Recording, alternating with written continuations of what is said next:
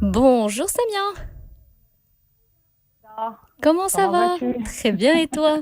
Ça va très bien, merci. Et merci d'être parmi nous sur Chaîne Inter et de nous consacrer ces quelques minutes, Samia.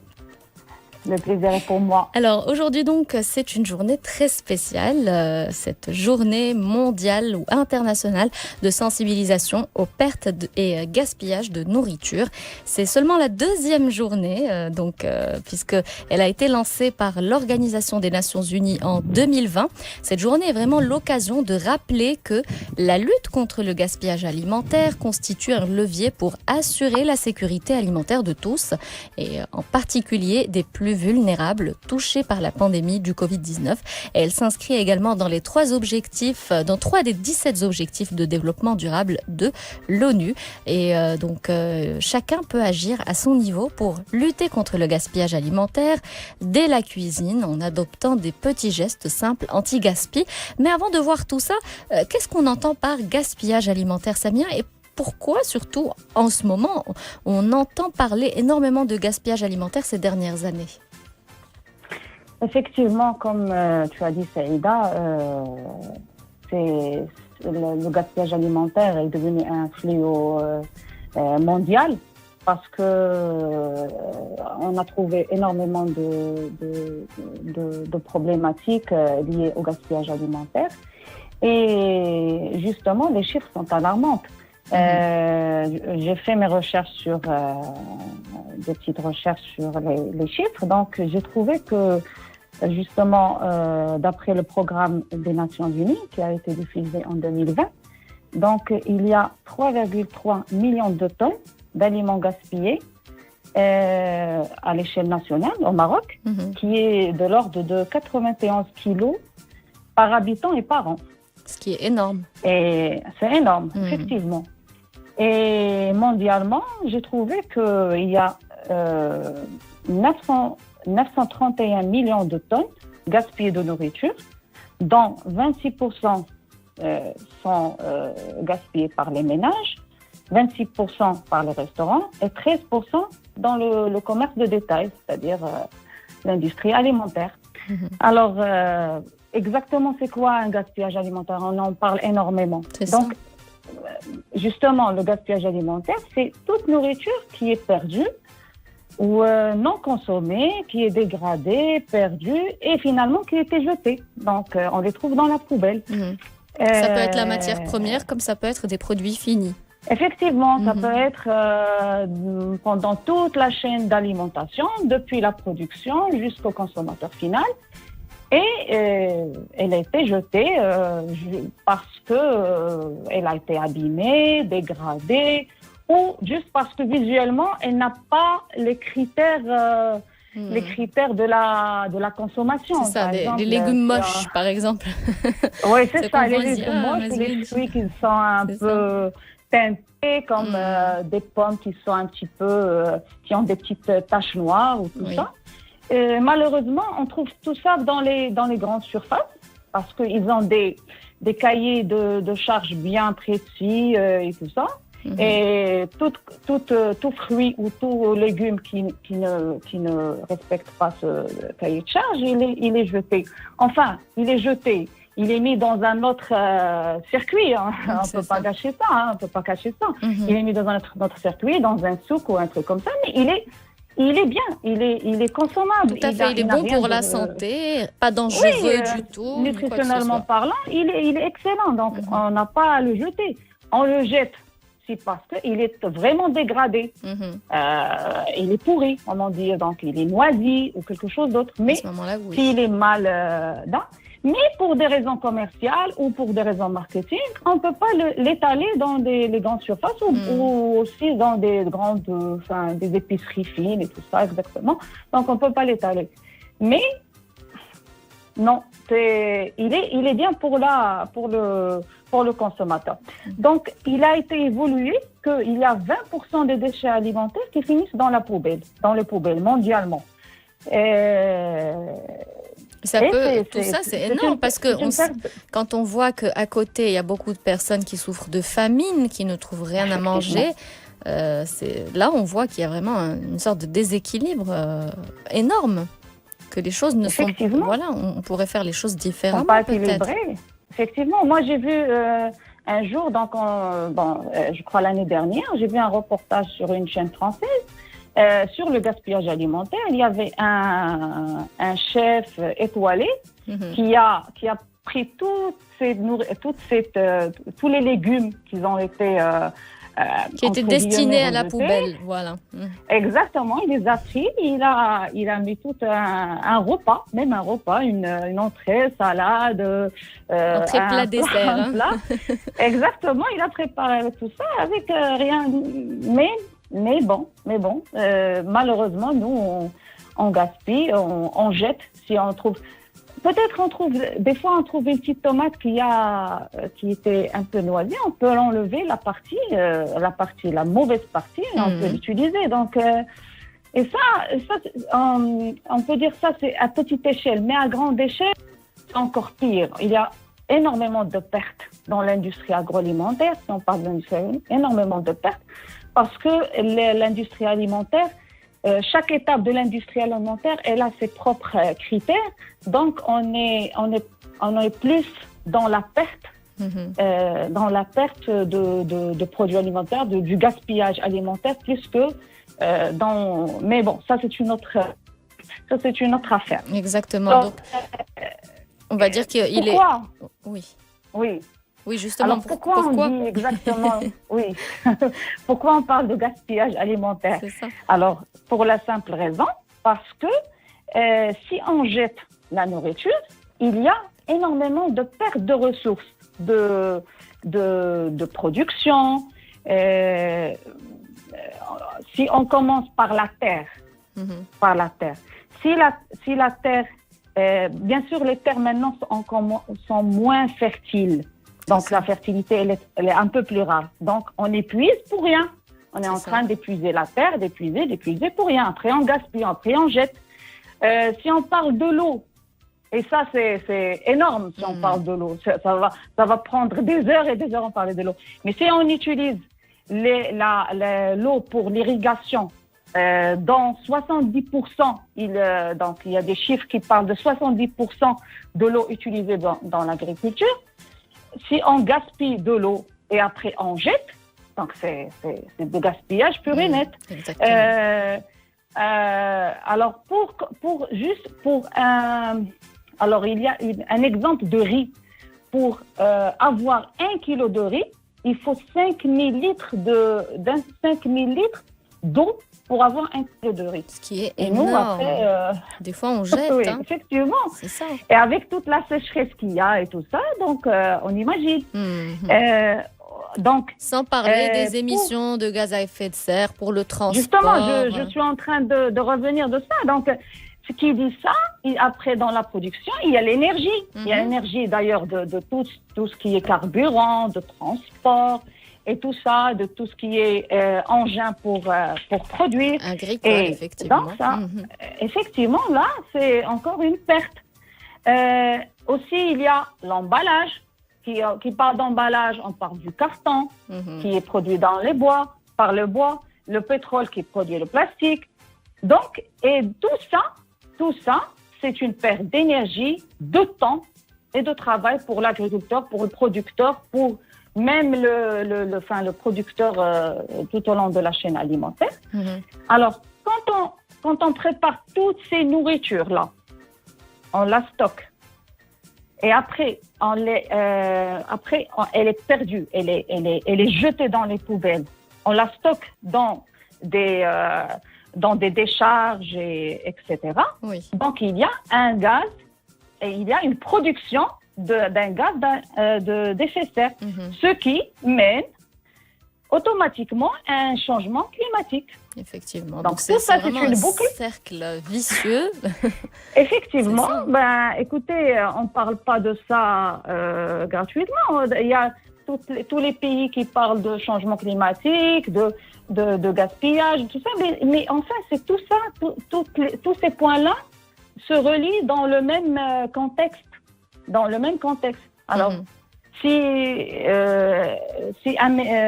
si on jette, il faut penser à ça. Exactement. Si on jette de la nourriture, il faut toujours penser à ça. Tout ce qui a été fait derrière pour qu'on ait ce produit final entre les mains et qu'on soit conscient de sa valeur, et pas que sa valeur financière, mais vraiment dans la chaîne alimentaire et dans toute la chaîne de manière générale. Quand on pense, comme tu l'as souligné, Samia, à tout le travail qui est fait derrière pour avoir ce produit. Donc c'est vraiment dommage de le gâcher comme ça. De gaspiller, de jeter, de tout ça. Il y a autre chose. Alors tout ce gaspillage-là, qu'est-ce qui mène encore une fois à une hausse de prix d'aliments. Donc si on a une perte, donc automatiquement on augmente les prix et ça va se répercuter sur le consommateur pour final. Équilibrer un petit peu la balance. C'est qui est logique. Et on revient à la famine aussi. On lit tout ça, on lit tous ces points-là aux personnes démunies. On parle même aux pays qui n'ont même pas de quoi manger, qui ont des problèmes d'agriculture pour avoir la nourriture. Et voilà, donc. C'est ça. Donc il est essentiel, on ne va pas se voiler la face, il est vraiment essentiel au jour d'aujourd'hui de réduire les pertes et le gaspillage de nourriture dans le monde dans lequel on vit, puisqu'il y a de nombreuses personnes qui souffrent de la faim et des tonnes d'aliments comestibles qui sont perdus ou gaspillés chaque jour. Et justement, ce mot anti-gaspillage, c'est un mot qu'on entend de plus en plus, qu'on retrouve de plus en plus ces dernières années dans les presses, dans les articles de presse, etc. Oui. Et spontanément, on pense au gaspillage alimentaire. Et il y a une petite remarque que nos mamans ou nos parents, de façon générale, nous faisaient lorsqu'on ne finissait pas notre assiette. Il ne faut pas gâcher la nourriture. Mais ça ne s'arrête pas là, n'est-ce pas, Samia? Non, ça ne s'arrête pas là parce que c'est une éducation, en fait. Comme vous avez dit, tu as souligné un mot extraordinaire, c'est que les mamans, les parents et tout ça, ils ne parlent, mais c'est une éducation qu'il faut faire, dans les ménages, dans la production, dans toute notre vie. Moi, je fais toujours l'exemple, je donne toujours l'exemple des pays européens, mais bon, je suis pas en train de minimiser le travail marocain, mais notre gouvernement minimise notre pays, mais on y trouve des poubelles qui nous indiquent un petit peu comment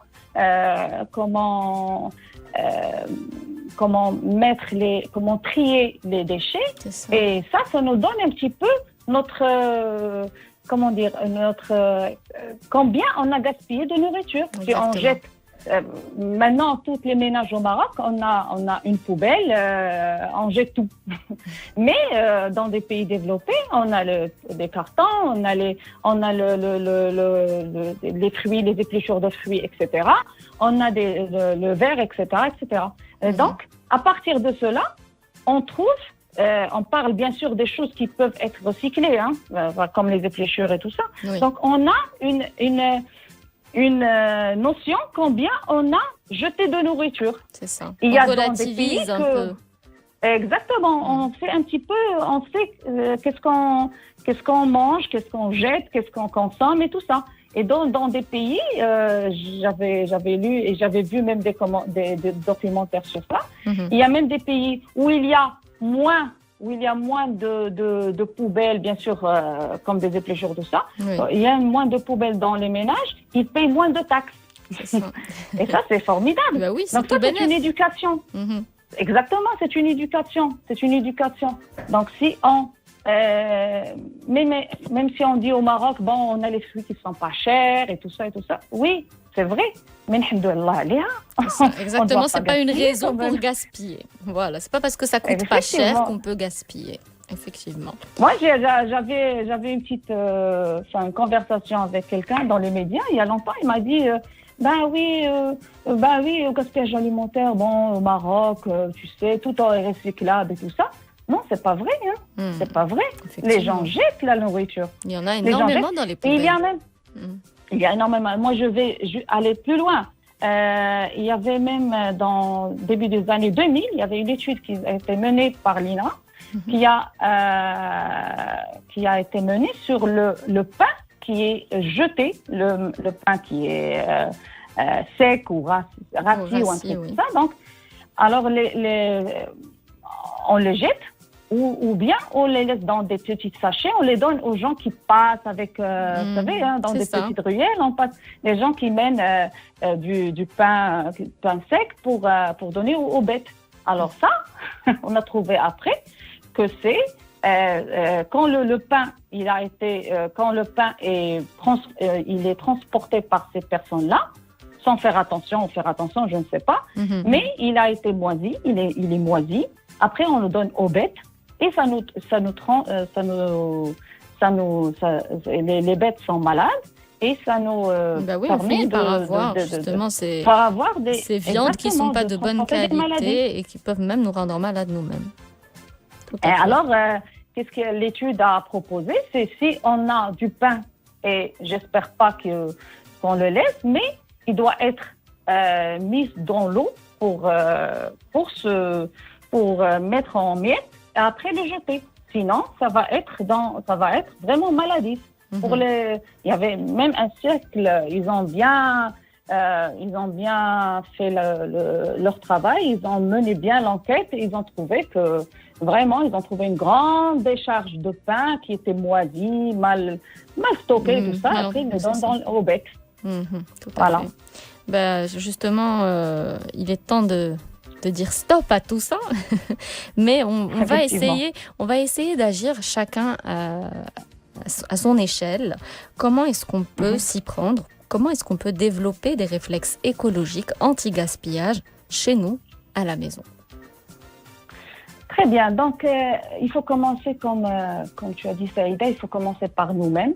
Donc, premièrement, il faut choisir les courses. Donc, il faut faire une liste de courses. Voilà. Il faut faire une liste de courses pour acheter juste ce qu'on va consommer. Il faut essayer de faire une liste de courses avec des menus. Par exemple, moi, je vais faire mes repas de la semaine. J'aurai besoin de lentilles, j'aurai besoin de pain, de viande, etc. Alors ça, je vais faire une liste. Et la liste, elle est extraordinaire. Ça limite tout ce qui est des achats compulsifs. C'est ça, ça permet de faire des économies aussi. Exactement.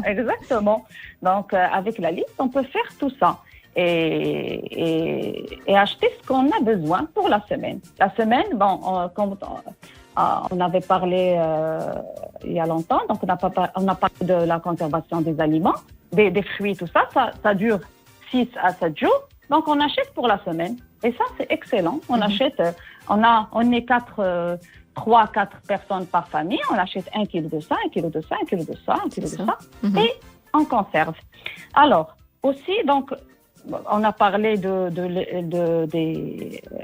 la conservation. Donc, aussi, il faut organiser notre frigo et les placards. Donc, on stocke les produits selon notre besoin. Donc, par exemple, si on a le frigo, moi, ce que je fais chez moi, j'achète par exemple des légumes de la semaine le mardi, mais j'ai déjà quelque chose des restes. De carottes, des restes et tout ça. Je les mets dans un bac, dans un petit bac à côté, et je les utilise avant les repas. C'est le bac prioritaire en fait. Exactement, je mets tout ça. Je mets par exemple du fromage ou quelque chose qui a déjà été entamé, donc je le mets en devant. Et ça, on appelle ça le PEPS, premier entrée, premier sortie. On le fait aussi dans l'industrie de la consommation, dans les supermarchés. On met tous les produits qui vont être qui ont une date limite qui est courte. Et on met les autres qui sont nouveaux. Voilà, on le fait la même chose chez nous, dans les placards, pour tout ce qui est pâterie, légumineuses. Les pâteries, c'est pas grave parce que les pâteries, ils ont une durée de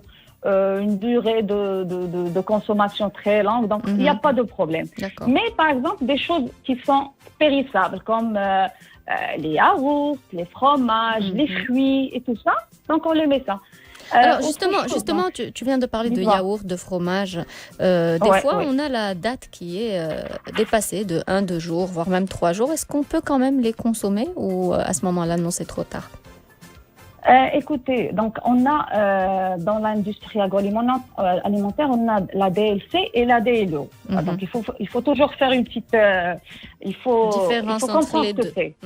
Voilà. Alors la DLC, c'est la date limite de consommation. Qui dit date limite de consommation, c'est on ne peut pas la dépasser. Il faut consommer avant. Oui, exactement. Voilà. On le fait pour les yaourts, la charcuterie, les fromages, quelques fromages et tout ça. Et ça, c'est une date limite de consommation. Elle est limitée. Donc, on trouve par exemple des yaourts. Et ça, on a parlé longuement dans l'industrie agroalimentaire, des yaourts qui ont même si on les laisse dans notre frigo, on peut le consommer. C'est pas acide, c'est bon, c'est pour la santé. Oui, effectivement.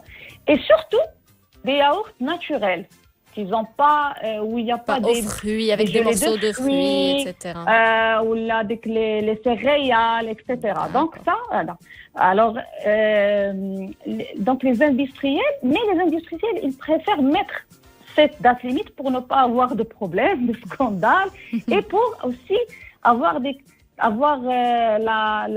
une valeur nutritionnelle. Par exemple, si on met plus on prolonge la date limite de consommation, peut-être il y a une dégradation du goût ou de la qualité nutritionnelle. Donc, sans que ce soit pour autant nocif pour la santé.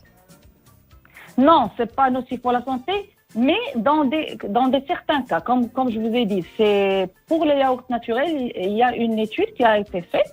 Alors, on a trouvé que la bactérie qui est responsable à la conservation du yaourt, c'est le streptocoque, qui permet de conserver le plus longtemps le yaourt. Oui. Et ça, c'est important pour on peut le prendre après, on peut le consommer sans problème. Très bien. Pour la DLO, c'est une date de limite d'utilisation optimale. Donc, il n'y a pas vraiment de problème. Donc, on écrit souvent, on les trouve souvent dans les étiquettes, à consommer de préférence avant. Donc, oui, c'est ça. Donc, de préférence avant, peut-être après, il y a un petit changement dans le goût, dans le leptique, c'est plus acide, c'est plus amer, c'est plus ça. Mais sur la qualité sanitaire, il n'y a aucun problème. Et on trouve ça dans les riz, les pâtes, les épices aussi. Donc, les épices, ils changent un petit peu. C'est vrai qu'ils sont plus secs, ils sont pas plus très performants, goûtus, plus forts. Oui, mais il n'y a aucun problème dans le. Par contre, si on trouve des trucs qui sont avec la chaleur, moi j'ai remarqué que les légumineuses, il y a des moisissures, des problèmes, enfin de conservation. Et ça. Là aussi, il n'y a vraiment pas de problème. On les lave et on les réutilise. Donc, il n'y a pas un problème sanitaire. Non, il n'y a pas à les jeter. Quand il faut jeter la nourriture, c'est très impératif. C'est dans les charcuteries, les fromages où on trouve des taches bleues, des taches noires. C'est ça, c'est la prolifération de produits, de prolifération de ça peut nous rendre malades. Donc, c'est l'intoxication alimentaire garantie. C'est sûr. Voilà, donc c'est ça. Donc on disait organiser son frigo, faire la liste de la semaine pour les courses, etc. Organiser son frigo, organiser son repas et ses placards aussi. Qu'est-ce qu'on peut faire d'autre aussi pour justement lutter contre ce gaspillage alimentaire chez soi? Moi, à long terme, j'aimerais bien que tout ménage, que toute toute maison marocaine, si elle peut faire un compostat, ça serait extraordinaire. C'est l'idéal pour moi aussi. Moi, j'aimerais bien le faire, mais ça serait extraordinaire. C'est de trier ces déchets. Ces déchets, les épluchures, on peut les réutiliser comme des compostats pour la fertilisation des plantes et tout ça. C'est facile à faire. Hein. C'est facile à faire et contrairement à ce que beaucoup de personnes pensent, ça ne laisse pas d'odeur à la maison. Là, effectivement, voilà. Mais bon, il faut avoir un peu de temps, c'est vrai. Il faut avoir un peu de temps. Il faut avoir un petit lieu externe dédié pour faire ça. Exactement. C'est une petite, c'est un plus, mais ça permet de changer notre vie. C'est vrai. Tout à fait. Donc, en gros, il faut consommer responsable. Je pense que ça résume un petit peu tout ce qu'on a dit et penser à l'impact de ce qu'on va faire, de nos actes sur la planète de manière générale avant d'acheter quoi que ce soit ou de jeter quoi que ce soit. On peut rajouter aussi si on part au restaurant. Donc ça, je le vois de plus en plus. Donc dans des restaurants ou des buffets, manger ce qu'on a besoin de manger. C'est ça. C'est une éducation aussi. Parce que des fois, on a les yeux plus gros que le ventre. Et effectivement, on se retrouve à prendre plein de choses. Après, on prend de ce plat. Après, on retrouve avec des assiettes pleines et ça. Et on mange rien parce qu'il y a toute la nourriture qui est mélangée. On mange rien. On mange que de petites choses et on laisse ça. Ça, c'est directement vers la poubelle. Hein. Et ça, c'est du gaspillage. On mange ce qu'on a besoin de manger. Si on a faim, si on a encore plus faim, on rajoute. C'est pas la peine de prendre 1000 tonnes de choses et les laisser. Aussi, pendant les fêtes religieuses ou pendant Ramadan, on consomme énormément de produits. On laisse les tables. On prépare énormément de choses et après, le lendemain, on ne peut pas les manger ou tout ça et on les jette.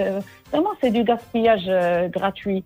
Et c'est pas parce que la nourriture elle est moins chère, c'est pas parce que on peut dire même la main d'œuvre elle est, mais c'est une boucle de transformation alimentaire, une boucle de perte d'énergie, comme on a signalé auparavant. Donc, il faut y penser à ça. Il faut se responsabiliser et responsabiliser aussi nos enfants, parce que les enfants, c'est l'avenir de tout peuple. Donc, si on n'éduque pas les enfants quand ils sont petits, ils vont jamais faire ça. Hein. Quand ils partent dans des cantines, donc ils mangent ce qu'ils veulent et puis, enfin, ce qu'ils peuvent, mais c'est pas la peine de prendre beaucoup de nourriture, laisser. Aussi, si on part dans des restaurants, maintenant, je vois de plus en plus de personnes, si on n'arrive pas à manger par exemple, des trucs faciles comme les sushis ou des sandwichs. Après, il y a énormément de personnes que je vois ça, c'est vraiment extraordinaire. On emballe notre sandwich et on les prend, nos sushis, pour les manger plus tard à la maison. Oui, c'est extraordinaire. Ça, c'est aussi excellent pour lutter contre le gaspillage alimentaire. Merci beaucoup Samia Saïr pour toutes ces explications et tous les conseils que tu nous as livrés. Je rappelle que tu es conseillère en agroalimentaire et en nutrition. Très bonne journée à toi Samia et à très bientôt sur Chaîne Inter.